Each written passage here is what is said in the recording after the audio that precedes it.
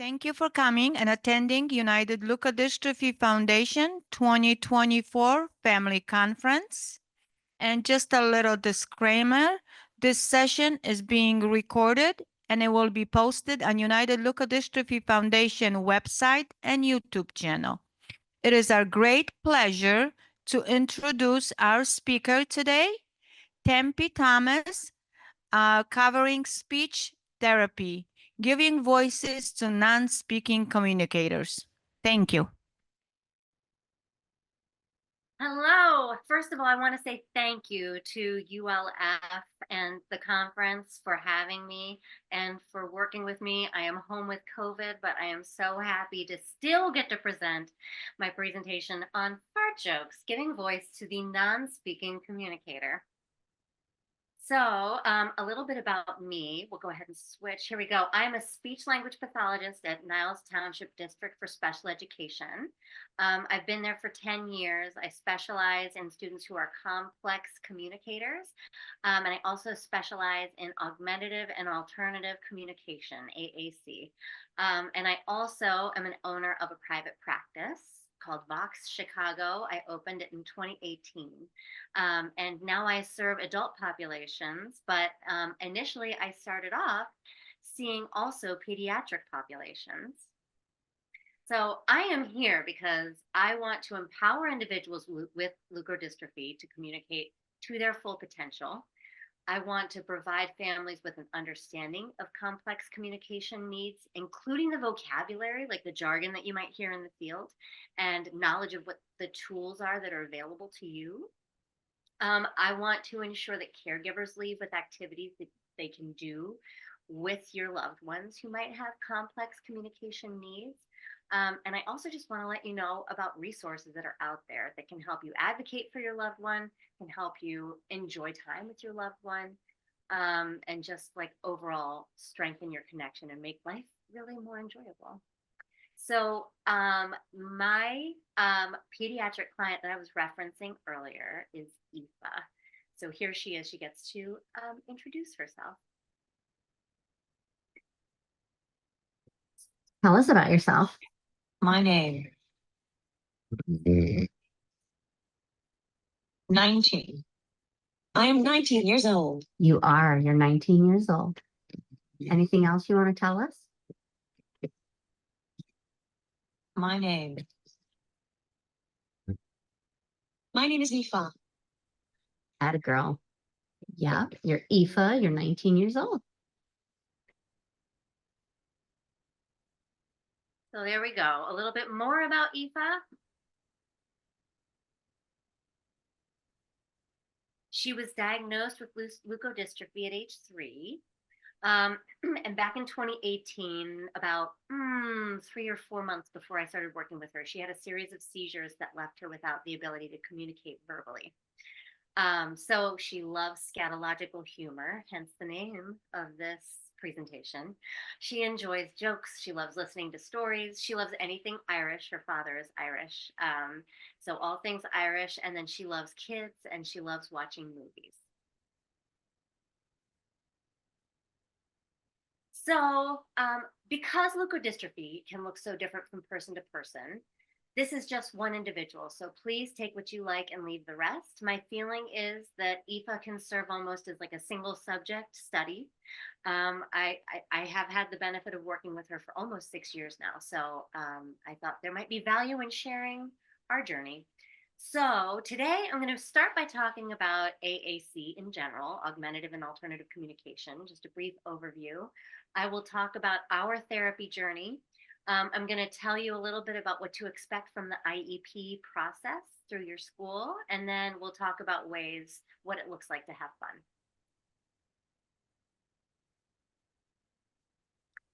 So here is our quick overview of AAC. So augmentative and alternative communication are tools and strategies that can provide a means of communication for students who have complex communication needs, who are unable to speak, or for whom speech is not always their primary mode of communication. So it is augmentative. It does not replace the speech that a child might be using. It just augments the speech that they might be using or gives them an alternative way of expressing themselves. So it can be unaided. That might include sign language. It might include gestures. Or it can be aided, which could be as simple as a pad of paper and a pencil, or it can be a communication board or a device. So there's a variety of low-tech or non-electronic, mid-tech and high-tech AAC tools. Many communicators will use a combination of tools throughout their day. So it might depend on the setting. It might depend on their partner, right? You might hear the term total communicator. That might be someone who will communicate using vocalizations, or they might use sign language, or they might sometimes use picture exchange, right? That people might use a variety of these tools. There is no hierarchy or prerequisites needed to use a system. So I want to say that again, there is no hierarchy. I see students who start right off the bat with an iPad, and I see others who may never need an iPad to communicate because picture exchange works great for them or sign language works great for them. So you don't have to go sequentially from low tech to high tech. These are examples of no-tech AAC because they don't require batteries. So you will see core boards, or there's also pod books. That's a little bit of a teaser. We will talk a little bit more about pod later. So yes, it can look like a variety of different ways. Low-tech has a battery, but it has a single message. You press a button and there's a voice output. So on your left, you can see the Big Mac, which is generally one single message, and on your right you'll see a step-by-step where you can record a sequence of messages, which is a feature I like about that. So here you see high-tech dynamic display AAC, and now on the top are examples of iPads that you might see, and they have apps on them, but other apps might be on there like YouTube or other games, whereas on the bottom these are dedicated speech generating devices that are purchased by insurance. And the whole point is that a communicator can only access them for communication. They cannot watch YouTube videos. They cannot play games. So here's a couple of things that might help a student access AAC. So on your left, you can see a mount there that's called a lock line. And you can see that there's a you like pinch it onto a wheelchair, and you can use that flexible arm with that plate here.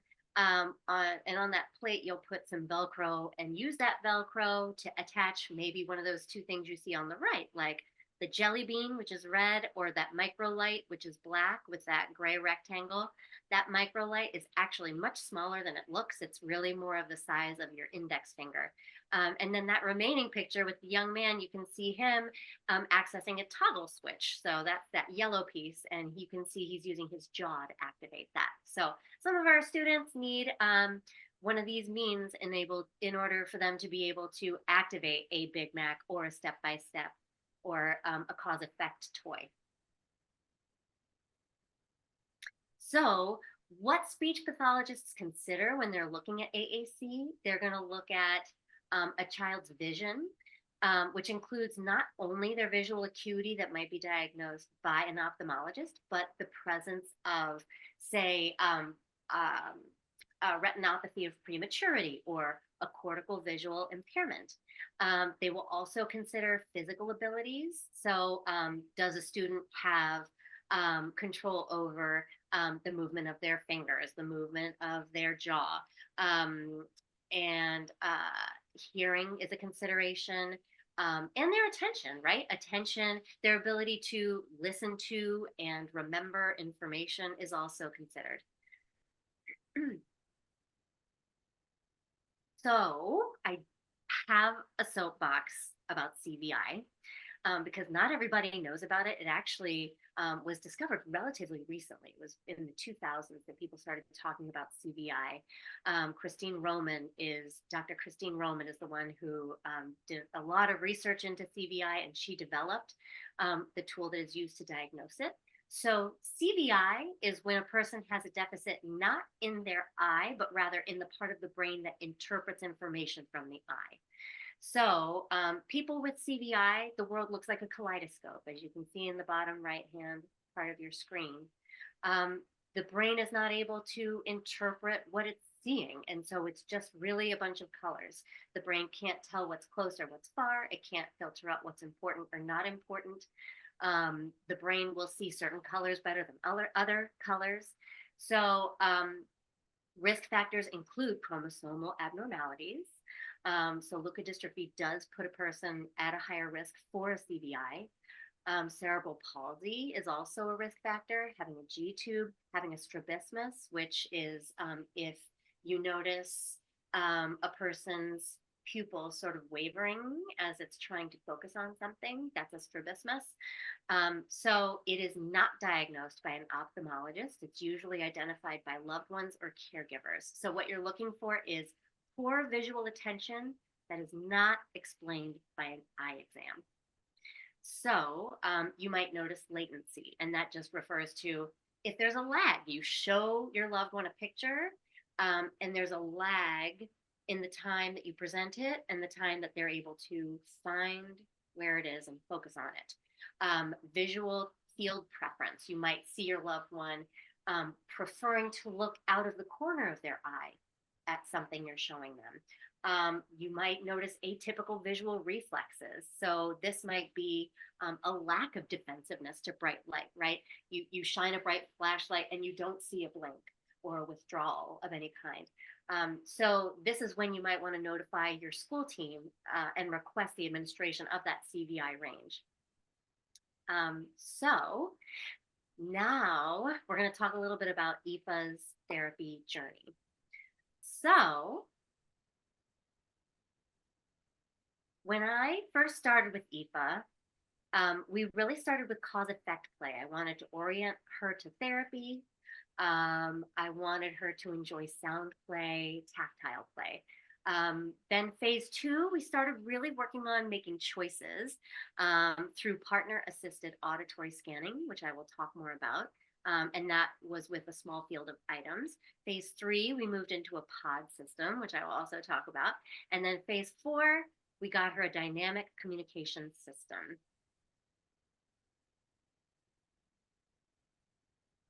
So phase 1, reteaching cause effect. So it was pretty profound for Aoife after she had her series of seizures. So the first thing that I did, and what you would do as a parent, is you will share with your speech pathologist your child's interests and disinterests. Share your goals for your child. Connect the members of your child's team. There's a couple of different ways you can do this. Aoife's mother sent a group email.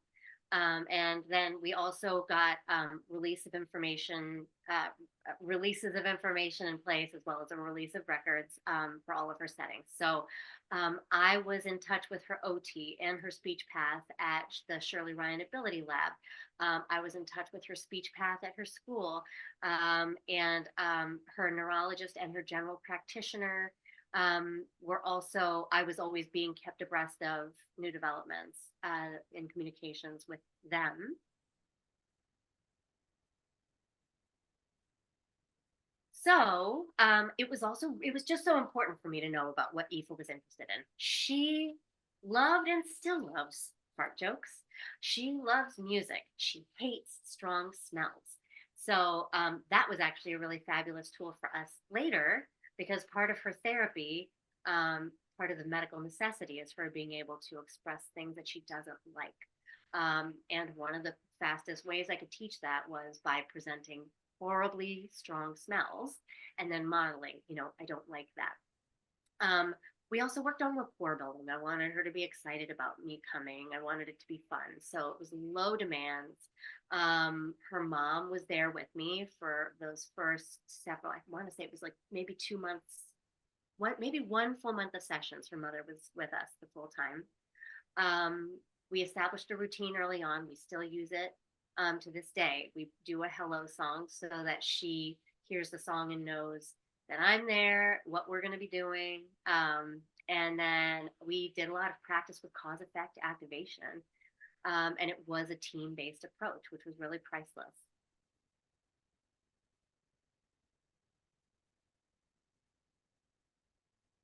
So it's really cool because this is a video from 1 month into our time working together.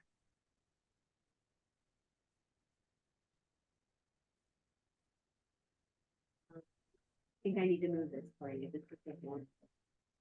The fart blaster.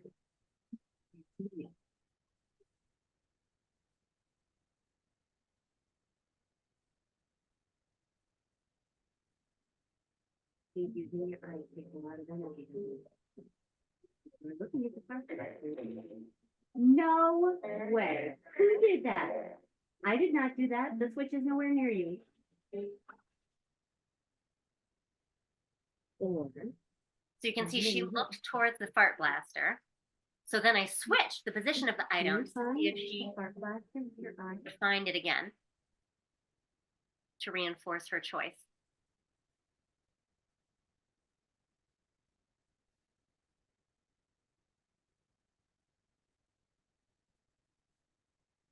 This is why I suspect CDI, because she has to turn her head to look to her right. You found the fart blaster, though. That's awesome. Well, that was very clear. Even when I moved it, you still found the fart blaster. So I say you get to use it again. All right, I'm going to stop here. So this is just an example of some of those early tasks we were doing. She had the switch by her chin, and that switch was actually hooked up to the fart blaster. And so if she were to activate the switch, it would have activated the fart blaster. But I did want her to look back and forth between the two toys to find the one she wanted. And she did find that fart blaster. So that was before she was diagnosed with a CVI. She was later diagnosed with a CVI, which is why you'll see later we did not rely on any kind of direct selection or any kind of her being able to look at a picture of an item, because that was really tricky for her. So actually, sorry, let's go back, Justin. We noticed that opening Aoife's jaw was the most reliable movement that she had control over. She started with a jelly bean switch, and it was mounted on the lock line, and it was connected to either one of these things, the step-by-step or the Big Mac. So with the step-by-step, I was programming knock-knock jokes. Knock, knock, and I would say, who's there? And then she would activate again to say, like, Jose. Jose who? Jose, can you see? And she really enjoyed participating in that back and forth exchange. And it was great for getting her used to routines and understanding turn taking. And then the Big Mac was just, she was using it to activate it to say more. So I might play a song, stop the song, and then she would have to activate the Big Mac to say more. So we tried the Pal Pad. It really is almost like a one of your that you might see on a laptop, but it has zero input of any kind of a click feel to it. And so she could not feel when she was hitting that switch. And so it really wasn't interesting to her. And then we also did use the micro light, but it was so small. I had to keep repositioning it, and it just really wasn't functional for her long term. So we also have always done a lot of vocal play. I've assessed her availability to imitate pitch, to imitate vowels, to imitate consonants. So vocal exercises are great because it can support oral feeding and swallowing, fun fact. So we'll take a second. I want you to just go ahead and place your hand on your throat. And I want you to go,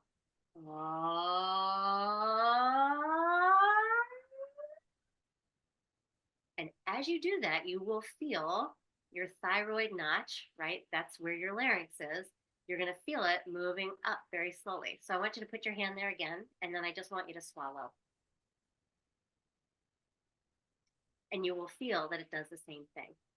So when we work on increasing our pitch, you are also strengthening those same muscles that you need in order to bring the larynx up to keep it safe during the swallow.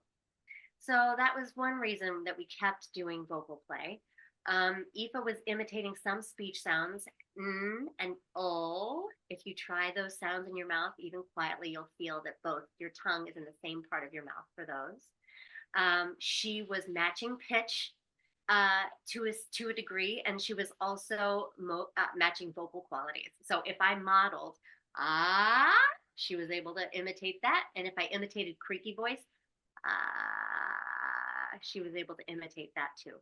And in fact, creaky voice was sometimes easier for her to imitate than a full-on and that's because actually requires quite a lot of breath support, whereas a creaky voice you can do with however much breath you've got. So we were working on filling the blank using vocalizations, and we were just having fun. So verbal speech is very tricky. And so it has always been something that Aoife and I have been working on. But I also just wanted to say that speech is a coordination of 4 different, very complicated systems. And so, right, if you think about it, you've got to have your breath. You need to make sure that your larynx, your vocal folds are closing at the time that you want them to. You need to be sure that your tongue is able to move in the position that you would like it to in order to produce the vowels and the consonants that you're trying to say, and that your teeth and your jaw are all coordinated and moving in ways that that can produce the sounds that you're intending. So in Aoife's case, I noticed she cannot close her velum. And you can see from the picture, the velum, it's actually right behind your uvula. And it's what closes your nose off from your mouth. So if you say beddy, bed, bake, butch, buddy, versus many men make much money, your velum is open on the and it's closed on the b. So it's very hard to teach velum closure because you can't see it. So for Aoife, we've just been working on sounds that you can make with an open velum. Ooh. So we will always continue vocal play. If you hear your child vocalizing, you can continue the vocal play by responding to vocalizations you hear. You can vocalize back, like taking turns as part of singing a song. You can reflect the intent. Aoife has a very specific cry that she makes if she needs to be changed, or if she's in pain, or if she's lonely. And so you can reflect those feelings. You need to be changed. You feel lonely. And you can play with fill in the blank, which I also love because it's that turn taking. It's getting to connect, doing an activity together. You are my, or let it go, right? So here's a video of Aoife singing along with me on You Are My Sunshine. Yeah,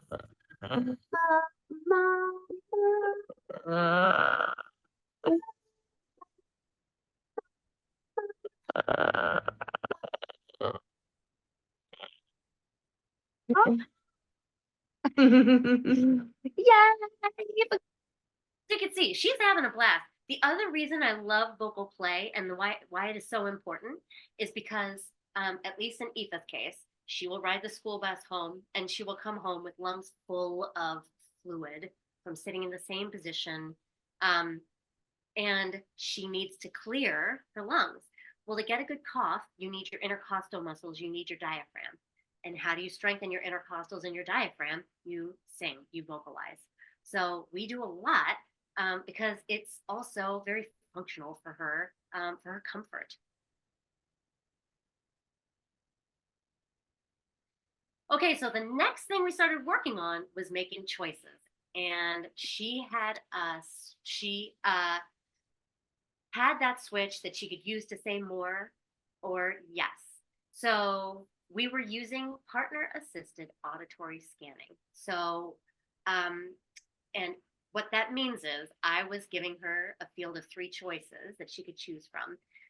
So taking example from the bottom of this slide, I was taking into account her processing time, right? So she needed 3 seconds to process, and I would pause for 3 seconds after each choice. So I would say, what would you like to do? Should we do fart jokes? spa day, or a game. And she would activate to say that one. And if she didn't have the switch, she would also just open her mouth to say yes. And we just kept using motivating activities. Auditory memory was challenging for her. And as I mentioned before, using her vision was not an option. So it was really going to just mean that she couldn't have more than 3 choices at a time so that she could hear and process and remember all 3 of those choices. So once we got that auditory scanning set, we put in place a system. And I keep saying we because I was working very closely with her school speech language pathologist who did this presentation with me last year, Manisha Jain, and she was fabulous. And it was such great teaming. So because she was communicating that one, she had a meaningful yes response. She was really engaged, really alert. So we put into place a modified POD system. So I'm going to go into that on the next slide. So POD stands for Pragmatic Organization Dynamic Display. So in the speech pathology world, pragmatic refers to social. So the layout is by social intent. So it is organized, but it is also dynamic in that the pages turn to reveal a variety of other choices. So we did this because we wanted her to have more options than just, fart jokes, spa day, or a game. We wanted her to be able to say something is wrong. I want to comment, like, I like that, I don't like that. We wanted her to have a way to ask questions, express discomfort. So the positioning of the jelly bean switch continued to be a problem, which was impacting her independence with this system. And then after over a year of teaching and using the POD book, Aoife would appear disengaged and not really motivated to communicate, even within activities that were motivating. And my theory for that was, I think there were a series of 6 different possible categories that she could choose from. And then once she selected one of those, then that was when she got to the interesting choices. But it was not very interesting for her. So we were very lucky because at that point, her school did a full assistive tech evaluation. So it was really exciting because her school was able to access a very new piece of technology called the NeuroNode. And it was a better method where she could access a dynamic communication system. I'm going to explain all of this very shortly. So the NeuroNode is what you see on your left, and it uses electromyography to pick up on signals from a muscle on the back of Aoife's hand. So it's pretty amazing, right? Whether or not this finger was ever actually able, we always had a question over whether this finger, her right index, was going to actually be a reliable way for her to make selections. But it always had some movement to it, and it was not always clear what was volitional and what was not. So the NeuroNode was able to pick up on what was actually volitional movement. And through Bluetooth, it connects to an iPad equipped with TD Snap is the name of the vocabulary. That stands for Tobii Dynavox. Tobii Dynavox is an AAC company that's been in practice forever. And Aoife's device looks a little different than this because she has it's 12 buttons on a page instead of this full range here. So this is what it looks like when Aoife makes a choice. Music or video? I want music or video. Yeah. Trolls. Trolls. Okay, now let's listen to Trolls. So you can hear it's still partner-assisted auditory scanning, except it's actually not the partner. It is the computer that's doing the reading of the choices. And then this video is better because you're going to be able to see that is the neuro node on the back of her hand. And you will see it's flashing red, but when it flashes green, that's when it's picking up a selection that she's making. What did you think of that song? I want to know. I want something. I think So that, by the way, was just me getting the scanning started. something's wrong. People. Feelings. About me. Chat words. Social phrases. Squeeze my dog. So she's social phrase. Cheating. Squeeze my dog. Seriously? Cheating. I can tell you cheating. Stop it. Squeeze my dog. So you can see in that video, the way this works is if she misses it the first time, it keeps cycling back through the choices. So she has learned she will wait for it to come back around again for her to make a choice that she wants. And a social page like that is so enjoyable for her. Well, you could see she loves accusing someone of cheating, which is what she just did. That was what she said. I can tell you're cheating. Stop it. All right, so we're moving into the IEP process. For anybody who is new to the IEP process, I wanted to let you know what you're looking at when you're looking at the communication part of your paperwork. So I know you want to do it all yourself, but let your school help. I'm saying this because so many parents, when I tell them about devices, when I tell them what's out there, they are so happy to run out and like purchase, the app, purchase the NeuroNode, like whatever it takes. But I want to say up front that it is really important to have a skilled speech language pathologist on your team because they will do a comprehensive assistive technology evaluation. There are so many different apps out there. There are so many different methods of selection, right? A NeuroNode versus a microlight versus a jelly bean versus direct selection, right? Using a finger or a stick or an eye gaze, right? There's so many choices out there. Let your school speech language pathologist help. Don't go this alone. So before an IEP, you have a right to request a speech language evaluation at any time. Your child's teacher might also recommend an evaluation. I also just wanted to take this opportunity to say that because leukodystrophy is really unpredictable, you might consider recording your child's voice saying common phrases like that one, more, I'm done, I love you, mom, dad.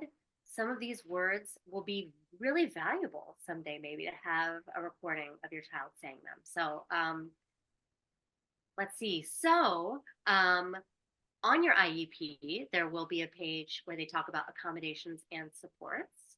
So if communication is identified as a need, the supports will be provided through the IEP. So this means also you don't have to buy your own iPad. You don't have to buy your own NeuroNode. Your school district will do it for you.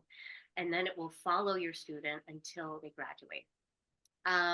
Total communication, as I mentioned earlier, let's go back. Total communication, as I mentioned earlier, refers to students who rely on more than one modality to communicate. There's so many different modalities: verbal language, AAC, sign language, vocalizations, gestures, eye gaze. They're like Aoife used eye gaze in that first video that we were watching today. You saw her find the fart blaster, and that was how she made her choice. And that is a valid modality for communication. Alrighty, so every IEP has goals. You're going to get an update on your child's progress towards their goal 3 to 4 times a year. It depends on if your school is on a trimester or a quarter system. Personally, I recommend, especially for leukodystrophy, I have found it really beneficial to take my data on times per session. that a student does a behavior rather than a percent accuracy.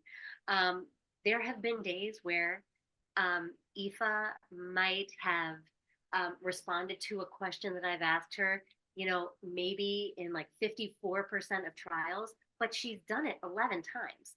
And that to me is success. Like that is her really learning how to do it. I think it's just hard sometimes. So personally, I find that times per session is a way more valuable way to measure growth.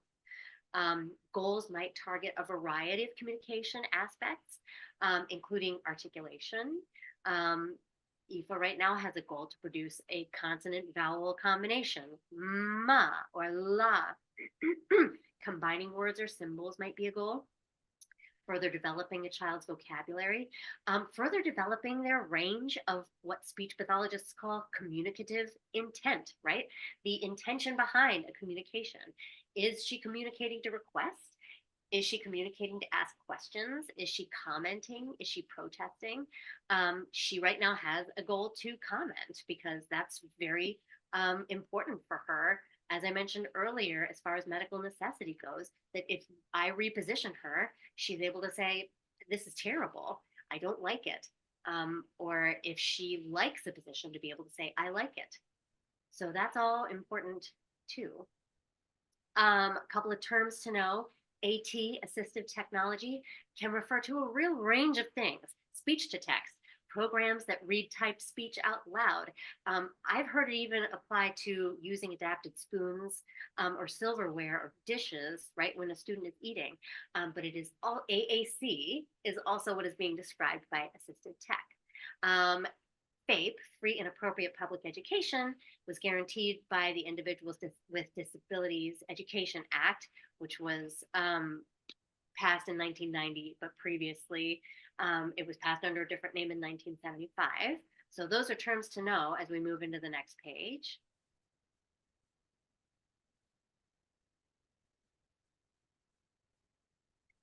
So this is what AAC will look like on your IEP. Once your child's communication system at school is in place, you can request to be trained on the use of the system or the device. You can request that the system comes home, but it does always have to come back to school, fully charged, if you please, because the device was obtained so that your student could access their education. You might see on this page that yes might be checked for parent training. Your SLP might individually provide training. My school district provides district-wide trainings for parents to come in from like 6 to 7 p.m. And our assistive tech specialist, Matt Baud, will provide trainings, using a specific activity with the student. So you can get used to how to use the device around Play-Doh play or Bubbles play or Lego play or meal times, right? So those are some of the things that other districts do. Know that those are available for you to request. All right, so now is the fun part because I wanted to share with you some of the activities that I do with Aoife that you can do with your loved one. So, so these are activities you can do on a computer or an iPad. All of these would require the use of either of these adapters, as you see on the right. The top is called a hitch switch. Sorry, it's a hitch switch adapter. So you plug it into your laptop, and then the other side plugs into the switch that your student is using. The bottom one is a Tapio, and that you just adapt an iPad with. So these are websites, or let me see, Help Kids Learn is also an app. There's an asterisk there because it is not free. Special Bites Games is free. Let me see. I think we've got time. Justin, will you click on Special Bites? Or is that something you can do? So if you click there, these are all the games that you can access, and your student can use their Switch to participate in these games. One of these games Aoife loved because it actually included shooting poop into the sky, and she loved it. So every time she pressed it, the poop would fire up. I think that might be it with the blue sky on the right, that one. Anyway, so these are really some of the games that are available to you on Special Bites.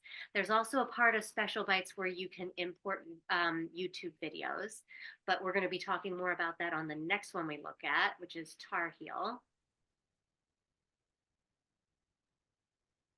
All right, let's see. Tar Heel gameplay. I love this one. Okay, so the way to use this one is, let's see, what if we find a gameplay? I've actually never tried to find a gameplay, but let's just see what's out there. Oh, fun. So, okay, so any one of these, let's see. There you go. So this is playing a video.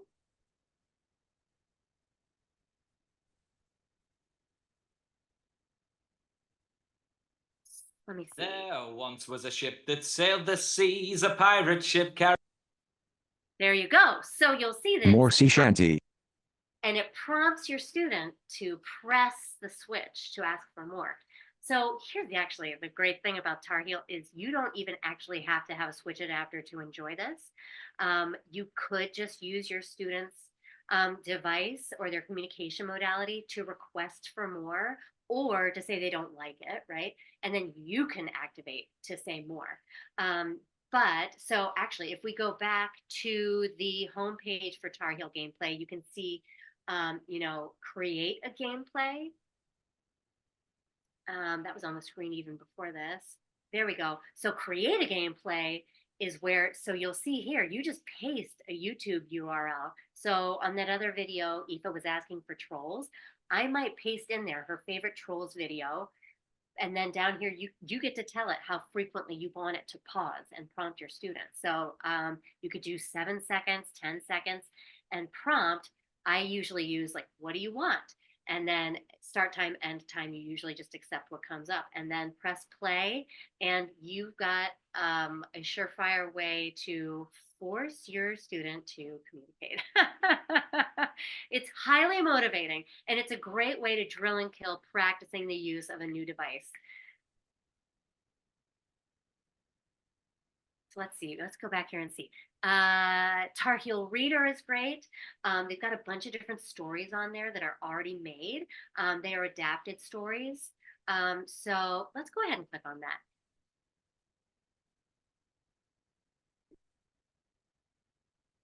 Here we go. So Pictello visual stories, you make your own stories. And you can put photographs from your family, write what you want on there. These are always really fun to read together, and you can use these for commenting, right? I like that. I don't like that. Aoife really loves hearing stories about herself. That always makes her enjoy, thinking of memories. And so reading stories that have been written about her is always super fun. So Pictello is great for that.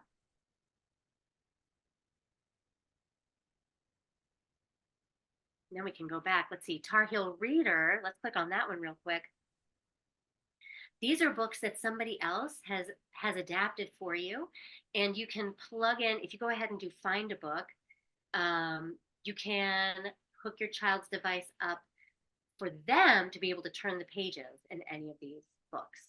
So you can see people have rated these books. Some are better than others, but looks like going to the grocery store is a real banger, So, just you've got all these books that are already made. You don't even have to put any effort into it. These are already there for you.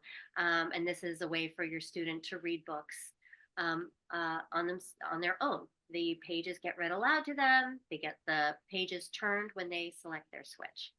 So that's a cool resource. These are all free, these ones that I've been showing you. So let's see, we can go to the next page. These were things that we did. Those were some of the high-tech things we did. Low-tech things that we do. I love cause effect board games, especially with Aoife's visual impairments. She loves games that scare the bejesus out of me by something jumping up. So Pop the Pig, Kerplunk, Pop-Up Pirate, Flush and Frenzy, Crocodile Dentist is another really good one because it snaps your finger and makes you scream. So for these games, I will adapt them by having her, through scanning, pick either the color Of like, for example, Pop the Pig, it's different colored cheeseburgers. Pop Up Pirate, different colored swords. Kerplunk is different colored sticks that you're pulling out. So I might say, should I pull out a pink, green, or yellow stick? And she will say yes when she hears the color that she wants me to pull out.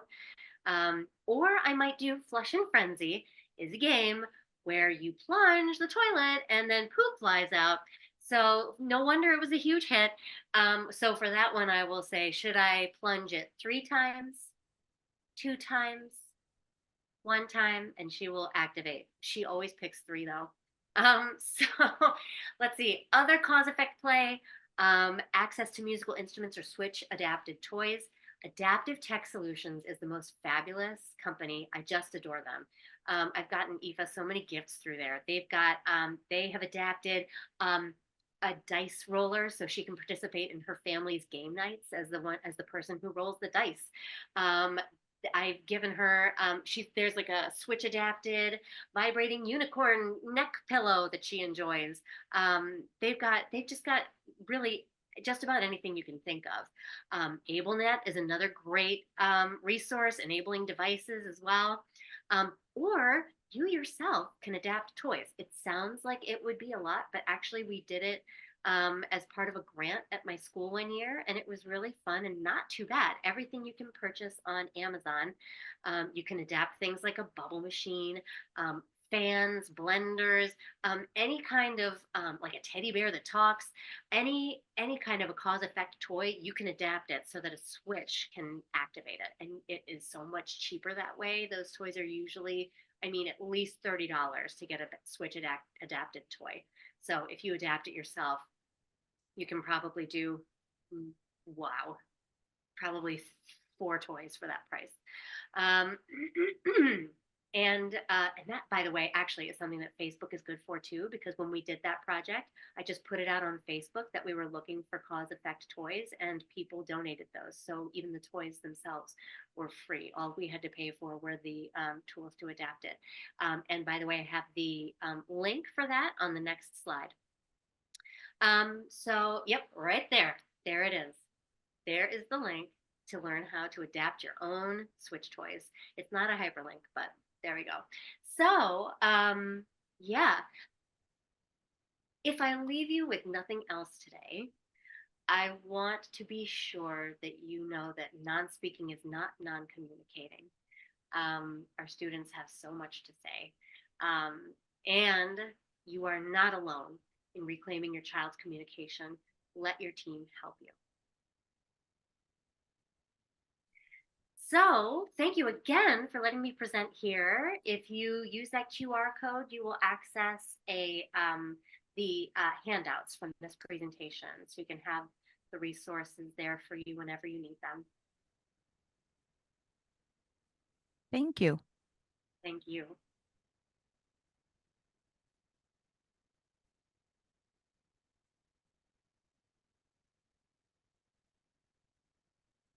Good, MP, you were great. Thank you so much. I really appreciate your flexibility in letting me present. I hate to miss it in person, but I really am hopeful that next year it's going to happen. But thank you. Thanks This was again. so Thank lovely. you. Have a great day.